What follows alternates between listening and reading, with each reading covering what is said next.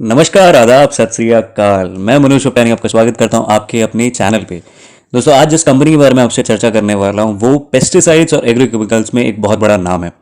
अगर इसी सेक्टर की बात करूं तो इस कंपनी का मार्केट कैपिटलाइजेशन 7वें नंबर पे आता है। कुल मिला के 3700 करोड़ का इसका मार्केट कैपिटलाइजेशन है। 1985 में इसका इनकॉर्पोरेशन हुआ था। आज के दिन इसमें जो डिलीवरी उठाई गई थी वो 54% की है।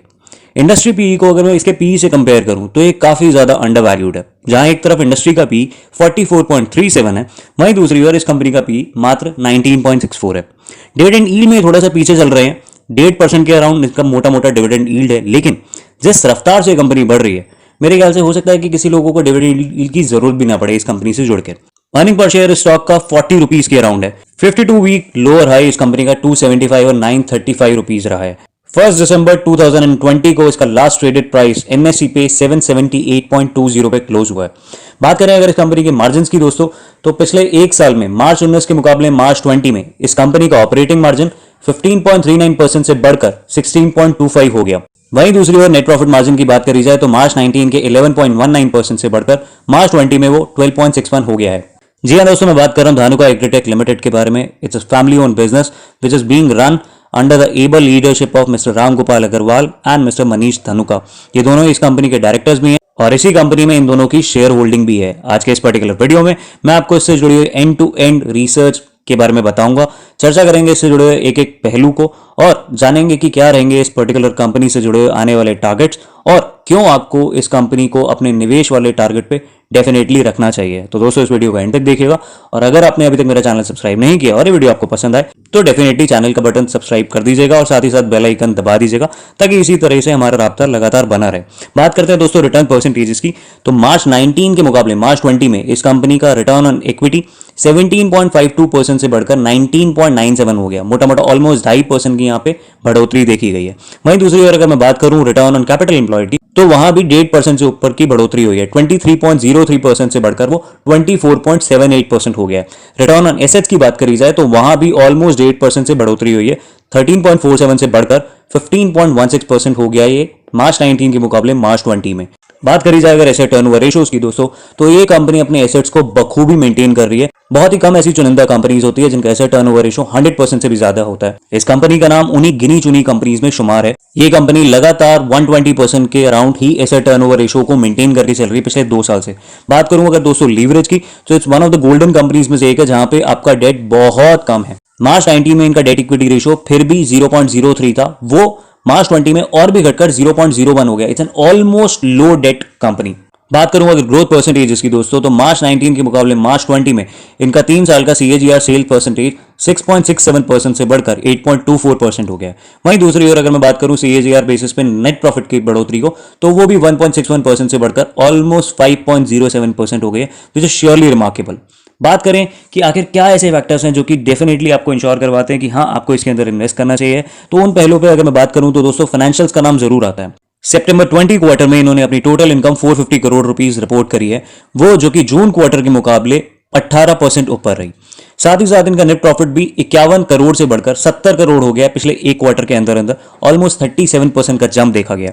साथ ही साथ अगर बात करी जाए ईयर ऑन ईयर बेसिस पे भी दोस्तों, तो सितंबर 19 में इनकी टोटल इनकम 406 करोड़ रुपए थी, वो जो कि अब बढ़कर 450 करोड़ हो गई। तो यहां भी मोटा मोटा 10% का इजाफा देखा गया है। साथ ही साथ अगर बात करी जाए नेट प्रॉफिट के लेवल्स पे दोस्तों, तो वहां भी सितंबर 19 के मुकाबले सितंबर 20 में 10 करोड़ का इजाफा देखा गया है। 60 करोड़ से इनका नेट प्रॉफिट बढ़कर 70 करोड़ हो गया। यहां पे भी आपको 16% का जंप देखा गया, which is definitely a point two consider while investing into this particular stock. बात करें अगर इसके टेक्निकल इंडिकेटर्स की दोस्तों, तो इसका आरएसआई बुलिश पोजीशन रिफ्लेक्ट कर रहा है। बात करें अगर स्टोकेस्टिक रेशियो की और विलियमसन की, तो वो इस टाइम ओवरबॉट पोजीशन शो कर रही है।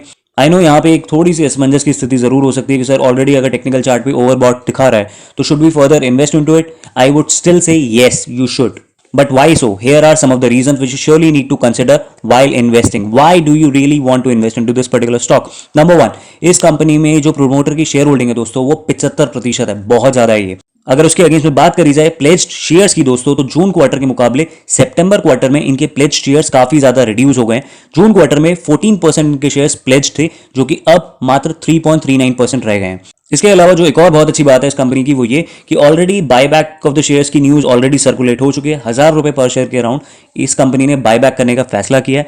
जो कि इस शेयर को लगातार आगे बढ़ने के लिए और ज्यादा उत्साहित कर रहा है। साथ ही साथ अगर बात करी जाए इनके नेट प्रॉफिट और उससे रिलेटेड मार्जिन की दोस्तों, तो क्वार्टर ऑन क्वार्टर बेसिस पे और ईयर ऑन ईयर बेसिस पे दोनों ही पैरामीटर्स में ये कंपनी लगातार फ्लरिश करती जा रही है।